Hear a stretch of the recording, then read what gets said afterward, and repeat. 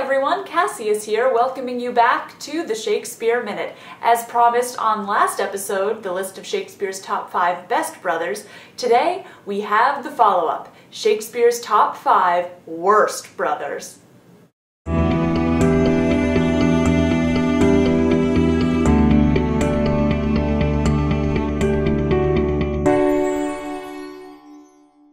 Before we jump into the list, we have one honorable mention. The brother who does the absolute worst to a sister. Everyone on the top 5 is a brother who does horrible things to their brothers. But there is one character in the canon who does horrible things to his sister. And while he's not quite as bad as the top 5, that certainly deserves an honorable mention. And that is Octavius Caesar in Antony and Cleopatra. In Antony and Cleopatra, there's a big blow-up between Octavius and Antony, and that makes up much of the plot. However, towards the beginning, the two try to reconcile. How do they do it? Well, Octavius agrees to marry his sister, Octavia, to Mark Antony, newly single since the death of his wife, Fulvia. Now, everyone knows that Mark Antony is in love with Cleopatra, that he's going to keep sleeping with her, that he's going to abandon Rome and go back to Egypt to get back to the Egyptian queen. But Octavius still agrees to let the marriage go forward. Now, he feels bad about it afterwards, but he puts his sister in the middle of a huge civil war, all for the vain hope of trying to head everything off. It doesn't work, it puts her through a lot of unnecessary heartache, and it gives him an honorable mention. But now, the top 5. Brother number 5 of Shakespeare's worst is Oliver from As You Like It. Oliver is the oldest son of Sir Rowland de Boys and older brother of Orlando, seen in the last video. Orlando is the youngest, everyone loves him, and for some reason Oliver just can't get over his jealousy of how great a guy Orlando is. Now Oliver's the oldest, so he has all the money, he has all the rights, but he still can't let this jealousy go. So what does he do? Well, he tries to kill Orlando twice. The first time is when he tries to get Charles, a wrestler, to kill him in the ring, and then after that doesn't work and Orlando defeats Charles, he actually tries to burn down the place where Orlando is staying. Orlando narrowly escapes when he's told by a servant of what's going to happen. So Oliver is then tasked with finding his youngest brother because the Duke also has a thing against Orlando, and he's unable to do it. The only reason why Oliver's not higher on the list after those 2 murder attempts is because he does have a change of heart later. Not unheard of course, in As You Like It, where a lot of people go through bizarre changes of heart.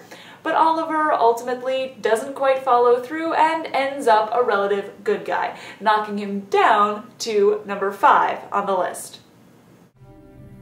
I hope I shall see an end of him. For my soul, yet I know not why, hates nothing more than he. Yet, he's gentle. Bad brother number 4 is Don John from Much Ado About Nothing, brother to Don Pedro, seen in the last list. Now, Don John also doesn't really follow through on a lot of his plans, but he only seems to live to be annoying to his brother Don Pedro. That's pretty much all he wants to do. All of his villainy towards Claudio really is aimed at his brother Pedro. This is evident because Claudio is the right-hand man of Don Pedro, and this really seems to be Don John's raison d'etre, because he's just that plain-dealing villain who wants nothing more than to make things harder for his brother. Don John leaps into spot number 4. I can give you intelligence of an intended marriage. Will it serve for any mortal to build mischief on? Marry is your brother's right hand. The most exquisite Claudio. Even he. Come, let us thither.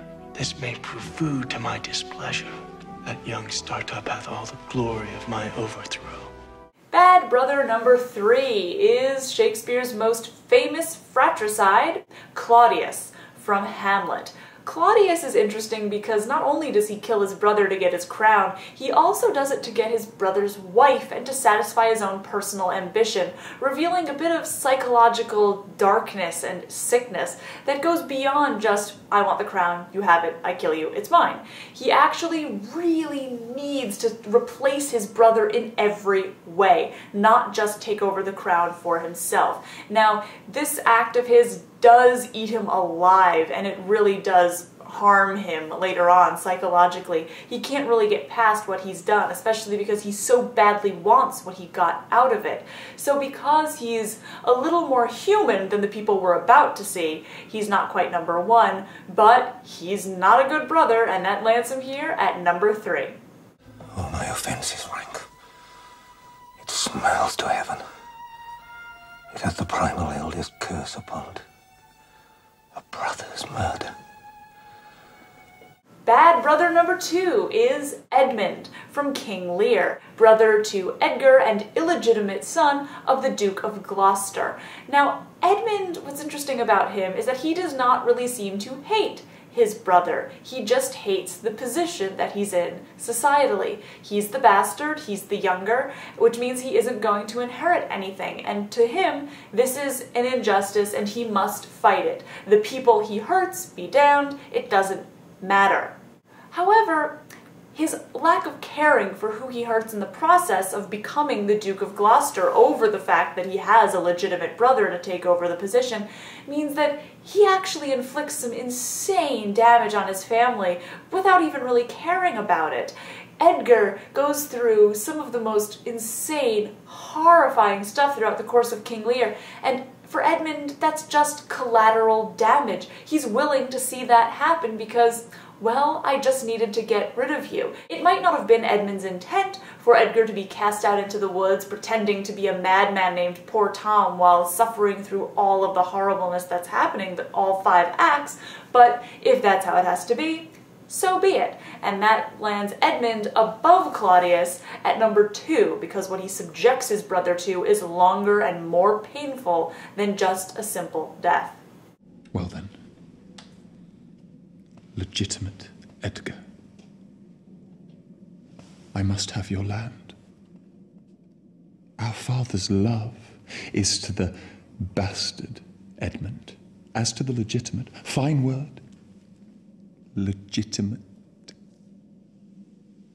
And bad brother number 1. He's like Claudius and Edmund combined. It is Richard III. Now, Richard III is a bad king, he's a tyrant, and he kills his way to the crown, but what a lot of people forget is that he does this over his 2 brothers, Edward IV and the Duke of Clarence. In the Henry VI plays, the 3 of them are all on the same side, and at the beginning of Richard III, it seems like they should still be. As Richard says, "Now is the winter of our discontent made glorious summer. We've won and we're good." He's the Duke of Gloucester, which is a pretty high-ranking position, and everything should be great, right? Well, no. Because of his physical imperfections, he is angry and he just wants more power. So how does he get it? Well, spoiler alert, he pits his 2 brothers against each other, making his oldest brother, Edward IV, suspicious of the middle brother, the Duke of Clarence, and throwing him in prison. Once the Duke of Clarence is in prison, however, Richard pretends to wish him free and makes sure that he's killed before the pardon can come. Not only does this kill off the middle brother, the Duke of Clarence, pretty effectively, but it also lays the blame mostly on Edward IV, who, sick at the beginning of the play already, takes it so to heart that his execution order was carried out before the countermand could come that he actually dies right after the news of his brother's death reaches him. Thus, Richard III takes out both of his older brothers, making it look like his hands are relatively clean, although his enemies, of course, never believe it, as they shouldn't, of course.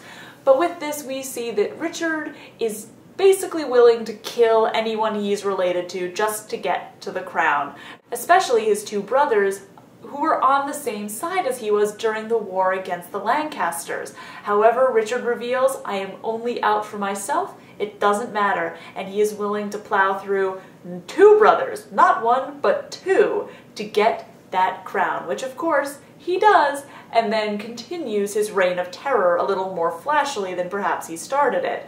But even though he goes on to do bigger, badder, and crazier things, kicking off the play with the death of 2 brothers is quite a resume piece, and makes Richard III Shakespeare's single worst brother.